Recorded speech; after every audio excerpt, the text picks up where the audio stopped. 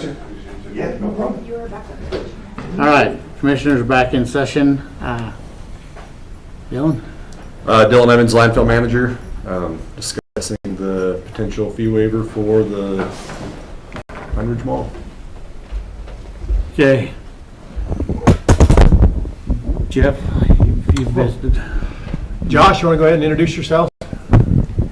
Yeah, good morning. It was a little hard to hear you guys just for a second there. I don't know if the microphone's far away or not. But good morning. Thank you for your time. My name is Joshua Simon, founder and CEO of Simon's Dairy. We're a retail developer based in Scottsdale. We've built 180 projects all over the country, 26 states, doing a lot of single tenant development, but a lot of large shopping center ground up development and redevelopment.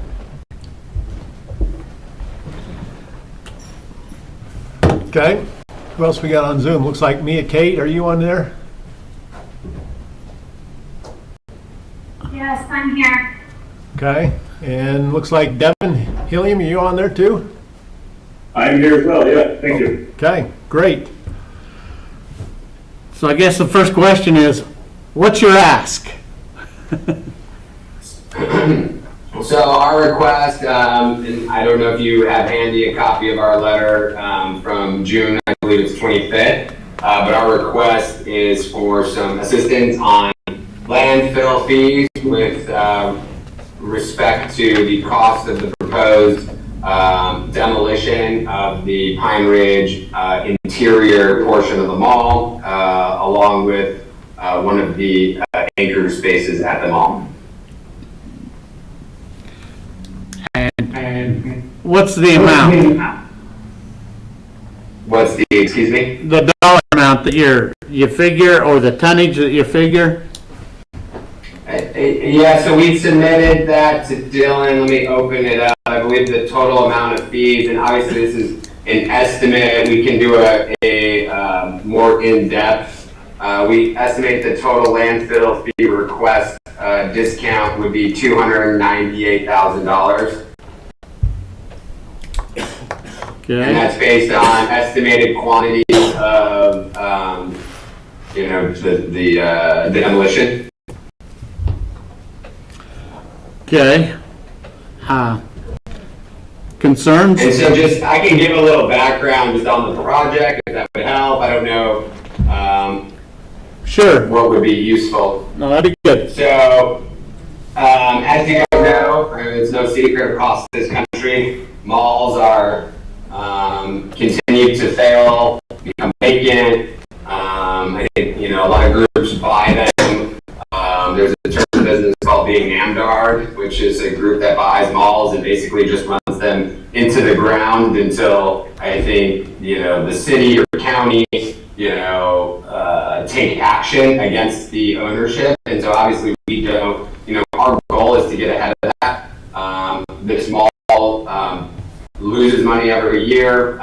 If you look back at the history of the mall was actually donated, going even further back, the previous two ownerships ago, the Kingsbury family, they split off several of the out parcels up along Yellowstone. They did the Hobby Lobby deal, sold that off. They sold what's now the new Cal Ranch facility, sold that to them. And so Gem Prep School, so they slowly kind of, if you picture like an aircraft, they kind of parted it off. And you were left with a plane that can't really fly. And that's what you have here at the mall. And unfortunately, with some of the pieces, they donated it to charity, I think 3 years ago, and got a charitable tax deduction at an appraised value, I think, of $16 or $17 million roughly. We bought them all for $3 million. How do you describe that change in value? Is, in my opinion, and I think in any other real estate professional's opinion, like the mall just was never worth that much. And so the mall is better long-term off being redeveloped into an open-air shopping center. You've got a lot of things that work here. One, obviously the occupancy is, at best case, maybe 50%, but it's headed down below that. We just actually, in the last 2 weeks, have gotten several notices where either party on pretty much every lease in that, except for five of them, which I'll just briefly discuss on in a minute. All of them have 30-day termination rights for most tenants, and most of them are done year to year. And so we just had 2 tenants that exercised their termination right just in the last 2 weeks. So like the occupancy is going to continue to trend downward. Obviously, we want to keep it as full as possible for as long as possible. But the challenge that we have with redeveloping this mall is several of the leases back before it was donated to charity when JCPenney was in bankruptcy, and then several of the other tenants that they look to attract to the mall, they signed long-term leases with options that basically prevent you from easily redeveloping that mall without getting the leases amended to allow for relocation and termination rights. And so we've spent the better part of, feels like a lifetime, but 2 years working on these relocations, these amendments, and we're pretty much at that point where we're about done. And so we would look to start that redevelopment of the mall next year at some point, probably next spring into summer. And so what we plan to do is invest a lot of capital. We have a large retailer Target that has been looking at the site and is very much interested. They would build a new 130,000 square foot store, which when you look at the investment that they make in the stores, their sales tax revenue, they alone do more than the entire mall, probably times about 5 or 6. You know, my guess on sales tax, the mall probably creates, I can't imagine that it's more than, you know, $10 or $11 million, not including Hobby Lobby or Cal Ranch, but just the part that we're discussing today. And, you know, you look at Target store sales, and I would say an average Target does $40 to $60 million. And so you're adding quite a bit to your sales tax base over time, and that doesn't include the additional tenants that will surround Target as part of our redevelopment. And then also property taxes. You know, obviously the value of the property has gone down dramatically. However, this redevelopment will help spur investment and, you know, increase the tax base value over the next 3 to 5 years as everything gets redeveloped and open. And so the challenge that we just have is a lot of costs have gone up 50% in the last, you know, 3 to 4 years. There's a lot of expense to relocating, you know, the 5 tenants that we need to make work to allow the Target store. And we don't have a lot of real estate to really redevelop since a lot of it's already been parceled off. Okay. Mayor, any comments? You bet. It's been really an interesting experience working through this process, and they certainly have been diligent in what they've been doing. It seems to, again, this last 2 years seems to be forever because they have been doing that, but they have made some real commitments here, and there's no doubt in my mind that them coming and doing what they're prepared to do and have shown a track record of being able to do is going to be a real benefit to our whole community. I suppose the other thing I'd say is we have a TIF district over there that will retire, and one of the things that we need to look at, and we're more than willing to do that, is as the county makes this kind of a commitment, once this thing retires and there are some additional monies, is to reimburse as much of this to the county, as well as the city's going to make some investments here too, by a proportional amount when that happens, to make sure that you're made as whole as you can. But my encouragement would certainly be to work with these folks. They've made a yeoman's effort in what they've done so far. And in order to make this a reality, I don't know about you, but I've heard about bringing a Target here probably ever since I was elected 12 years ago. People will be tickled to death to have it. So my encouragement would be that this is certainly an outfit that we ought to work with and give them some opportunities here. And recognizing that these are not easy decisions for elected officials to make. But I do believe that the benefit that it will have the community, and then a possibility of getting at least a portion of these dollars reimbursed, I think is a really good sales point. So my encouragement would be to do this, and we are prepared at the city level to do some things to help them also. Dylan, concerns? I actually reached out to one of the local gravel mines yesterday, trying to get some hard numbers. Some of this stuff can actually go out to these gravel mines, and they would be trucking materials back for their construction purposes. That'd be vastly cheaper than our option. So the concrete and the block could go out to these pits, and they proposed it would be $50 a load versus $27 a ton for us. So that's another good viable option to keep from the landfill absorbing all the airspace and all the cost for this project. So I think it's definitely something that we could explore to reduce the cost on our end. Anita? Well, as far as the fees are concerned, that doesn't affect us. We did lower the value this year during BOE substantially, and which also lowered the base in that URA and TIF district. And so we will have a few less tax dollars coming in to ours because of the TIF, because of the fact that we did lower base. And I don't have those numbers with me, but the base was $9 million on all those parcels, and now it's gone down to some degree. I think a little over, probably a little over just $1 million. So, but, and as they've said that as they bring this all in, of course, that value should increase, and that would bring money in as well. But yeah, as far as the fees, we don't really. Those don't affect tax dollars because they're a fee. Okay. That's the key, and Christie brought that up the other day. Christie, you want to emphasize on that at all? Because this is a enterprise fund, none of the fees will be recouped once the value goes up. The landfill will never see those dollars. And the TIF district isn't going to retire for, I think Devin said last week, 11 years. So even if the value goes up, that money's going to the TIF district, it's not going to the taxing districts. So we really won't see a benefit for 11 years. But again, the landfill will never see those dollars back. And those are hard costs that we can't recoup, and it's ongoing costs that we're going to have to absorb through other users and basically just eat it. Jeff? I would argue a little bit that they're hard costs. They're more of a soft cost because we're not doing anything outside of the ordinary that we wouldn't already do, meaning we're already accepting garbage. So incrementally, it would be. It's not like we're building widgets and we've got to take all this new cost to build these additional widgets to give away. So it is a hard cost, but it's a soft hard cost, I think, because we're already involved in things. So I believe in talking to Dylan, using the construction or the estimates that they have given us, the impact to the landfill isn't as bad as we thought originally.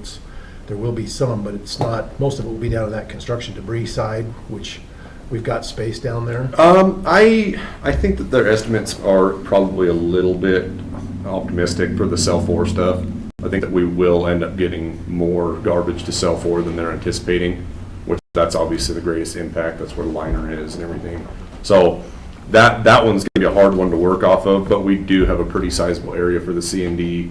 We looked at that and we ran some numbers this week, kind of went over what it would look like, and depending on how much we can divert, that would impact greatly as well. So it's kind of one of those things. I think we can handle it one way or the other, but doing the best thing that we can and divert as much as we can too. Did they have any estimates of percentages of how much they could divert possibly? It's kind of hard to work off of just because these are all their tonnage estimates. So like the continuous footing, the 4-inch slab, the stem walls, the footing tie. I mean, you're talking 8,000 tons of material of an 11,000 ton bid, so half that could go out there. 6,000 to 8,000 tons you think could go to the gravel pit? The total tonnage we're anticipating is 11,000. It's like 11,335 for the C&D, and then 3,000 they're estimating for the cell 4. And if I could build on the mayor's comments, this is one of those things that I think as a government entity, it's one thing we need to take a good look at because it is good for the area as a whole, and sometimes that's part of government's role is to partner with businesses to do stuff like this, to make things like this happen. And, you know, I remember the joy that occurred in town when we got our Olive Garden. You know, we thought we'd reached. I like Red Lobster. We thought we'd reached the So did Annie. But if you pair Olive Garden and Target now, man, we're living large. Yeah. I could go to Idle Falls and have Olive Garden. I can't go anywhere now and have Red Lobster. Jason, comments? Well, I don't disagree. I think we need to do what we can to help. However, it's expensive. That airspace that it's going to take is expensive, and it is an enterprise fund. The money that it gets is fees only. I'm not opposed to giving them some sort of a deal, but I wouldn't give them a 100% break personally. John?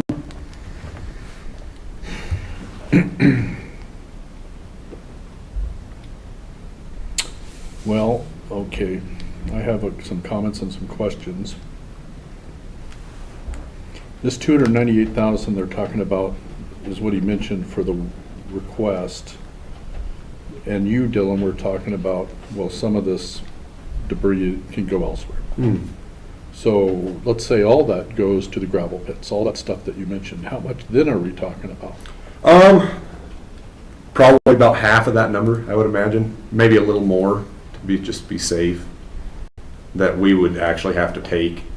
So 150 grand. Yeah, 150, 160,000, something like that, I imagine would probably be what we would have to accept, that they wouldn't be able to. They can't do the lumber and a few things like that. It has to be all completely non-deleterious materials.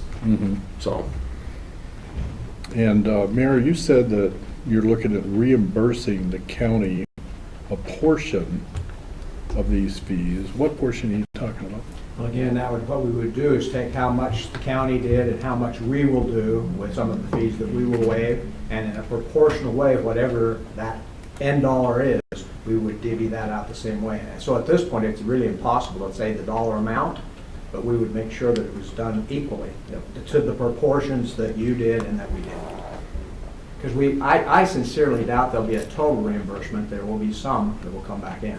And we recognize that we need to make sure and share that with the county. If it's a 50-50, we split it 50-50. How do you get the reimbursement?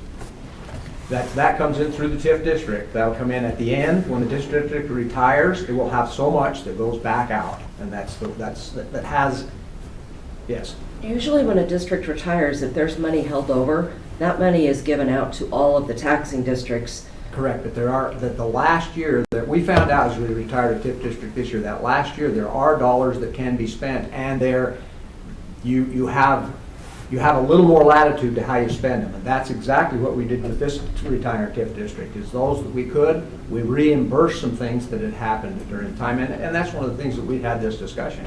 Is we need to make sure that we make the county as whole as we can as you work with this. And that's our commitment to you, is that we'll make sure that as this TIF district retires, it's not uncommon for these proportions to happen. Some of them say we want to be first in or first out, and that we wouldn't do that. We would say, no, this is what we're all first in, and we'll be reimbursed at a proportional amount of what you did, and that's how it happened. And so like I say, it is a little different than the dollars that are left over at the end, because you're correct. Once it retires, all of those dollars are taken and they go back into each one of the entities that have been participating with that TIF district. When does the TIF district retire? 11 years. It's 11 years. It'll be a while. So And we're again, looking at a that's what it's scheduled for right now. Right. It could retire earlier than that. Could it retire later? No. That's the absolute end date. But it could retire earlier than that. And if it's ready to, we absolutely will. We won't hold on to it. If it gets to the point where it's accomplished what it needed to do, we'll retire it. It doesn't sound like... Costco district retired about 4 years early. Exactly. Okay. It doesn't sound like there's any way to estimate what a reimbursement might look like, what a dollar. There really isn't. There really isn't, because it has a lot to do with what happens with that TIF district so that it gets reimbursed also. Because that's the intent of the TIF district right off the bat, is those who are coming in to make upgrades, when they can be reimbursed for portions of it that are reimbursable. And so again, it really is pretty difficult to say what those end dollars will be. And you can probably do that as it gets closer to the end and recognize what the commitments are and what the potentials are, but right now it'd be really impossible to say. And it could be zero. I sincerely doubt that, but yes, obviously it could be zero. If all of the monies get spent, it would be zero. Personally, I've never seen that happen, but it's a possibility. Christie, you have any comments on what the mayor has said? I mean, does this seem realistic that we could get a reimbursement or? Probably. I only see the backside of TIFs, but it's something we could talk with the State Tax Commission about. We have seen a couple of TIFs in Pocatello retire early. I don't think Chubbuck has retired any early yet. We've only had one. Yeah, So that has the retired. ones we have on the that are up and running right now, our intent is once they've filled their purpose, we will retire them. And we believe that that's what it should be. The original TIF district that Chubbuck had was in 1990, and it was a different baby than any of the rest. It had a particular purpose, and that purpose really was never going to come to an end. And matter of fact, I've had former county commissioners tell me that would never happen again, and we get that. Nobody did any skullduggery. This was one of the first TIF districts to come out in this area, and everybody did the best they could. It had to be readjusted once because they'd used too much of the valuation of the whole city of Chubbuck to create it. And they recognized that and had to come back in and redo it because of that, put the numbers down a little bit. But again, so that was really a different baby than what we have now. The intent right now is each one of those TIF districts have a stated purpose of what they're doing, and once that has been accomplished, to retire it. And we're committed to do that. Mr. Chair, Devin Hillen can chime in on this a little bit. Devin? Thank you, Commissioners. I misspoke. I just want to kind of clarify something. I said that the plan was stood up in 2015. It was stood up in 2016. So that does give us, I think, another year towards gathering increment. I was the prior executive director of the Urban Renewal Agency for 4 years until just stepping down about 2 weeks ago and getting replaced there. A little bit of a background with the Pine Ridge Mall area itself is after it was stood up, the former developer, Farm Holding, the Kingsbury's, who Josh mentioned, put in about a little over $2 million of investment on that site. And before they sold, they thought that a bond be created for a reimbursement mechanism to repay them a portion of what they put in. So that bond was placed. I think Commissioner Moser was on the Urban Renewal Board at the time that that bond was established. And so right now, we're currently in the terms of the bond payback. To the point that we don't know how much money will exist at the end of that bond repayment. It was estimated to be about a 2033 repayment. So it gives us a couple of years in what they estimated for between when that bond should be repaid and when that district will close. To that point, in terms of how this might work out in terms of the reimbursements that we've spoken about at the city's end and also to apply to the county's end, this wouldn't be an agreement that we would do through the city of Chubbuck. This would be a joint agreement that I would see that we would need to do with the Urban Renewal Agency itself, and that's called an owner participation agreement. And what that agreement is it's an agreement with the Chubbuck Development Authority that they would commit that if there are monies left over at the end of the bond, at the term of the bond, those monies at that proportional level, if we were at 50-50, kind of depending on how much both entities weigh between building permits and this landfill waiver, those monies would then be dispersed prior to the district closing back into the county's enterprise fund and to the city as a repayment. Again, I can't commit that those monies will exist, but that is about the only option that I could see, and that would be a legal route to the Chubbuck Development Authority to move forward with that. So I think we've got some opportunity there. I think lowering the base actually helps us generate that increment more quickly with the redevelopment of this project. We could end up with that bond being repaid because we'll have additional increment monies that then will go towards the Chubbuck Development Authority to pay off the bond and then come towards that owner participation agreement with the two entities and the Chubbuck Development Authority. I also just want to kind of hone in on the fact that granting these kind of economic incentives aren't outside of the realm of what we do. And yes, a lot of the times it does ask that others kind of pitch in and help do it in the name of regional economic development and growth. The county can do the property tax exemption for industrial buildings. Those property tax burdens then have to get shifted around the county to other elements, but it's in the name of economic development, it's in the name of growth, it's in the name of sales tax. All of those are things that I think grow the opportunity in our region. And this is one that I think we've got a strong chance to ideally be made partially whole, if not whole at the end, but also see a dilapidated facility really start to see its growth again like it had 4 decades ago. Thank you. Anything else, John? Yeah, Anita, you said the base went from 9 million to 1 million, is that right? No, it only went down about $1 million. Oh, went down? I think it ended up at 7 million or something, and I don't have the exact. Okay. I don't have the exact number with me. And Dylan, what other developments have we given tax breaks to, or fee breaks to? I don't know that we have for, We did with the, somewhat on that school that they tore down and they put them mini houses. Oh,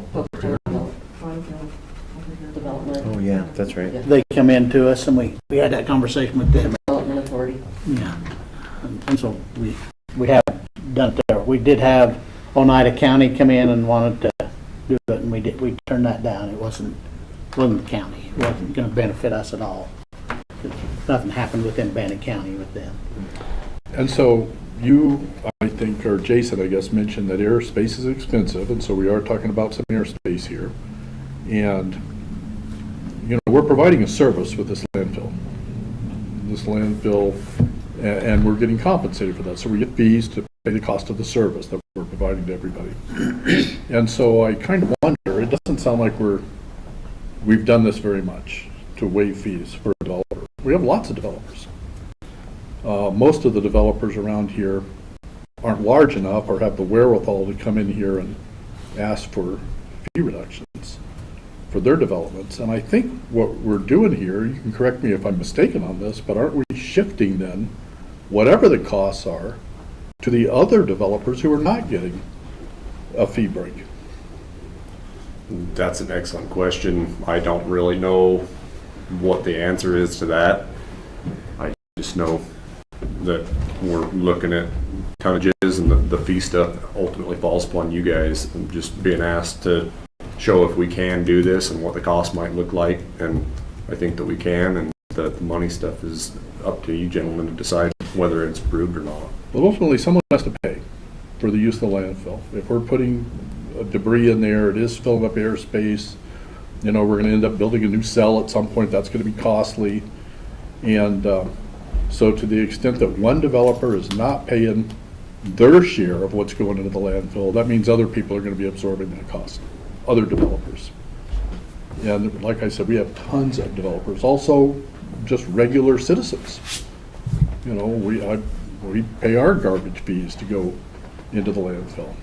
And so I'm wondering why, this is a particularly large development, I do understand economic development and so on, but a big company can more easily cover these costs than some of these average guys. We just did Indigent here earlier today, and you look at the income that some of these people are making, and I mean, it's amazing that they're surviving. And some of this is being shifted to them. How is it being shifted? If someone's going to pay for this, right?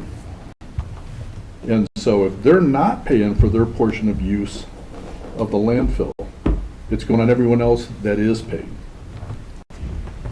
Everyone else. And I'm wondering, is that fair? I have a couple questions that popped up in my brain here. So you're going to weigh every truck regardless, right? And I missed just a portion. When all the material that you're going to, that possibly could be diverted other places, where is that going again? So the gravel mines have agreement with the state of Idaho, so they excavate out all the usable materials and then they can actually put back in to make the slope safe. So that's none of our fees, nothing there. No. So that would be an agreement between. So we're not going to have anything to do with those trucks. If they haul it off that direction, I was thinking that we could give them and some sort of an incentive for every truck that they diverted. What if we make it easy for them to just dump for free at our landfill. There's no real incentive for them to take the diverted materials. If it's easier, they're going to do what's easier, potentially.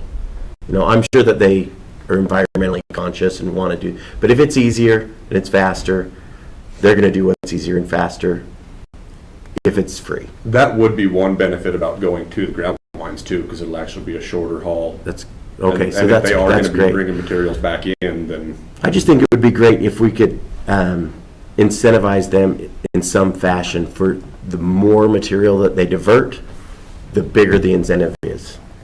Let me comment on that.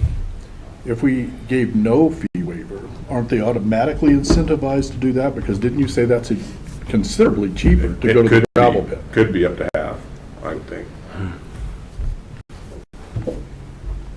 Any other questions, John? No. Mia Kate has a comment she'd like to make. Me, Kate? Hi. So a couple things I would like to say from the economic development side.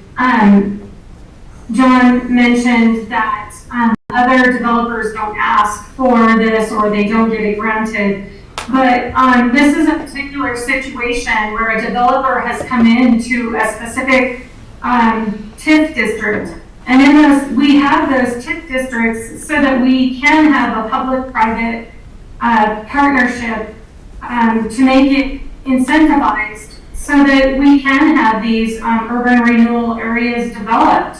And so not all developers are going to ask for that particular thing, but I can tell you that almost all developers ask for some kind of incentive. I work on that end all the time. It might be a negotiation on the price of land, it may be a tax incentive, it may be something else. So while they might not be asking for this particular incentive, they are asking for other things all the time. And they do get granted a lot of those things. We've negotiated prices on land and done other things to help them in different ways. This particular project is super important for economic development because these relationships with these box vendors and others are important for the rest of our area countywide. We're working with some of them, some other projects or other capacities. And so this is a super important project for us, not to mention that it is our main hub for shopping. So typically in cases like this, we would try to help them out on the front end to give them incentives. I don't know that that many TIF districts have a lot of money left over at the end. My recommendation would be to figure out, I know that someone just said, you know, that $160,000 might be the cost if they sent the rest of the stuff to other areas. And so if that's a legitimate thing, I would look at that half cost. But either way, I think this incentive is important because Josh is taking a huge upfront load in the beginning to take on this project. And it is a risky project from someone who's used to doing these developments. It is a risky project and he is willing to be in it. So kudos to him for that. I did spend some time talking to him to make sure that it was at the benefit of our community because I have my doubts as well, but I do have confidence that he's going to do a good job for this. Thank you. Well, I'll just tell you where I'm at. I keep thinking that there was a malt plant that went to outside of Idaho Falls because they give some benefits. And we've been criticized in our area for not doing that. And so I think that we have an obligation to the citizens of Bannock County to help and promote economic development in our area in some ways. But I like the incentive process too. So what if we do either 200,000 and say at that time we can negotiate again, or we can have another conversation, we get to that point, because that'll make them decide, I want to take this to the other facilities if that's the key. But thoughts on that? Josh, have you explored that option for hauling the stuff to the other sites? I can check, to my knowledge, I am not sure. Our demolition contractor, if they looked at all those options, I would imagine they did, but we can verify. We got about 2 minutes left on the Zoom call before we get disconnected. Okay, that's the direction that I'd kind of like to go. We're going to end up, the Zoom call is going to end here in a couple of minutes, they just told me. But I think that we need to talk to our attorney and make sure, you know, the direction that we're going. But in my opinion, a percentage or to motivate, and if you guys come up with some different numbers, I'd like to see them, but I think we need to move this project forward. Well, and I've been thinking about this, and I appreciate John's perspective about we're asking other people to carry the burden. But we give a lot of money to a lot of other groups without asking for any reimbursement, and that is in effect doing the exact same thing that we're doing here. At the Wellness Center, we go out and we ask for sponsors to come to provide money for us to operate and do some of the stuff that we do up there. And as sponsors, they're being good community partners to donate money to us to help us do that. So I agree with Commissioner Moser here that to be a good community partner, we need to do something here. I would like to go as much as we can, but I'm willing to go with Commissioner Moser and say, all right, let's meet you halfway, the 200,000-ish or whatever, to see if we can incentivize them to use the gravel, because that might end up being beneficial for them if they take it to the gravel pit and then bring it back. That could be some good things there. So I would say we move it forward with that. Yeah, and if we hit at 200,000 and there's still more to go, we can have more conversation. But I think that that's an incentive to start with, and a direction that benefits both your company and the county together. If they're moving a lot of it to this gravel pit, isn't their cost probably going to drop below 200,000? It could. And great. That means we're not filling $200,000 worth of stuff in the landfill. So if that happens, good. That's even more positive. But that's what I said, up to 200,000. But if they do reach 200,000 and there's a lot more to do, then we can have another discussion. That's the way I look at it. Uh-oh. We're out. All right, Zoom's gone. I didn't know we was limited on our Zoom time. We're not supposed to be. Trying to get fixed. Okay, so do you want a motion? Mr. Chair, I would move that we waive up to 200,000 in fees at this point in time for the demolition, as discussed. Discussion on that? Yeah, I'm just not in favor. Well, okay, that'll happen in the vote, but, Yeah. okay. We have a motion on the floor. All in favor say aye. Aye. Aye. All opposed? No. Okay. So we'll move forward with at least 200,000.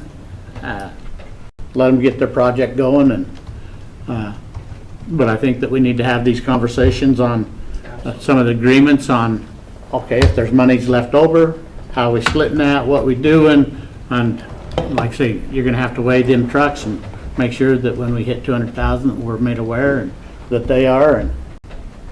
But I think, like I said, the thing that keeps going through my mind is, I was just up in Idaho Falls area or Island Park, and I drive by that malt plant and I see it sitting over there, and that could be right out here. So for the waiver, it's $200,000 in waived fees, right? That's what you're saying. So really, if they do a good job in diverting that material, it's really, that potentially could only cost us $60,000 in waived fees. Potentially. Yeah. So, If they do a great job diverting that material, it's really only going to cost us $60,000. well, that's where I think the motive and the incentive is there. Yeah, I think. But I also look at that mall, and there's nothing there. Yeah. And truth of the matter is, I go to some of these other communities, and those malls are empty. There's major buildings that are just plain empty. Yeah. And providing nothing. So if we can motivate and help, I think we're in a better better situation. Mr. Guys, make just two quick comments. As you were having this discussion, I was glad to hear what was said, because I totally agree. I've lived in this community my whole life. And what you said about that malt plant is absolutely true. With a little vision, that would have been in our community, and it'd been a huge benefit to our community. And so these kind of investments make all kinds of difference sometimes when we're willing to make them. And the second one is, I've sat here several times as people have asked for incentives to keep a business that's vital to us, on semiconductor being a huge one. And yeah, that is a tax break, and it shares across the board. And many of us have recognized how important that was. I mean, if we hadn't worked with them, they would have left, and just think what that would do to our community to not have that. And so again, I get it that these decisions are not easy, and it isn't black and white, it isn't a right and a wrong. They're difficult decisions to make, but I think when something comes that has the potential to have a really good economic as well as social impact in our communities, we just really need to give it the vision. I think what you did today was a good act. So Western states out here, Yeah. they just went to full tax value. They had 5 years where they were at a lower tax, and they come and wanted us to move them up more, but by state statute, they had 5 years. And so we incentivized them. And it's great to have them here. Absolutely, they're a benefit to our community, no debate about it. Like I said, I just went up to Highland Park, and you drive through Bonneville, Jefferson, and Madison counties. There's businesses going up everywhere. And we don't have the same here. And especially going through Jefferson County, the south end of the county should look like that. I mean, nobody wants it to look like that, but it should. That's how we lower tax rates and stuff. More people paying helps a lot. So anyway, thank you all. Looks like we're recessed for 10 minutes.